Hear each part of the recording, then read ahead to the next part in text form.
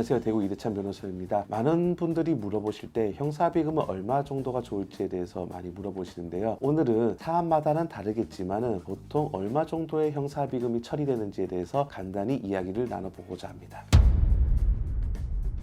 먼저 교통사고나 폭행사고에 대해서 말씀드리겠습니다. 교통사고나 폭행사고 같은 경우에는 대개 전치, 맥주 등 상해 진단서를 받는 경우가 많은데요. 폭행 같은 경우에는 형사합의에서는 보통 전치 1주당 50에서 100만 원 사위 내로 결정이 됩니다. 쉽게 설명드리면 전치 2주 같은 경우에는 형사합의금 100만 원 또는 200만 원, 반대로 전치 4주 같은 경우에는 200만 원에서 400만 원 정도 된다고 생각하시면 됩니다. 교통사고 같은 경우에는 음주를 했느냐 안 했느냐에 따라 달라질 수 있는데요. 음주나 이렇게 12대 중과실 같은 경우에는 아까 말씀드린 내용에 비해서 조금 더 전치 1주당 금액을 높게 측정하는 경향이 있는데요. 대개 전치 1주당 150만 원에서 200만 원 정도 내외로 결정되는 경우가 많습니다. 쉽게 설명드리면 전치 2주 같은 경우에는 300만 원 정도, 그 다음에 전치 4주 정도 같은 경우에 600에서 700만 원 정도로 처리되는 경우가 많습니다. 금액에 대한 사기 범죄 같은 경우에는 피해 금액만큼 손해배상을 한다고 생각하시면 되겠는데요. 내가 3천만 원을 빌렸다 하면 합의금은 기본적으로 3천만 원 정도라고 생각하시면 됩니다. 성범죄 같은 경우를 말씀드리면 성범죄는 보통 강제추행이냐 강간이냐 또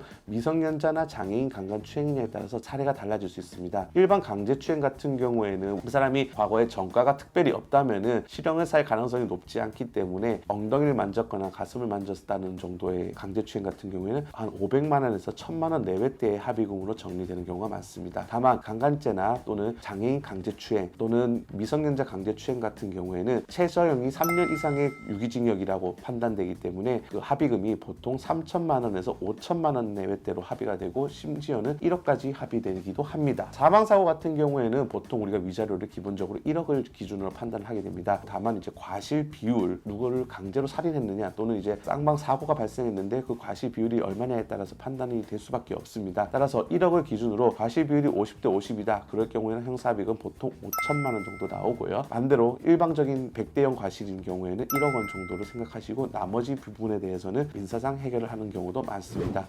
민사합의금이나 형사합의금 같은 경우에는 보통 나중에 민사소송을 제기하지 않는 조건으로 합의를 하기 때문에 원래 민사 책임보다는 조금 더 금액이 높아질 수 있습니다. 제가 오늘 설명드린 것은 가장 기본적인 부분을 설명드린 것이고 자세한 사항은 각 사례마다 달라질 수 있으니 그런 부분들은 전문가와의 상담을 통해서 궁금증을 해결하시길 부탁드리겠습니다.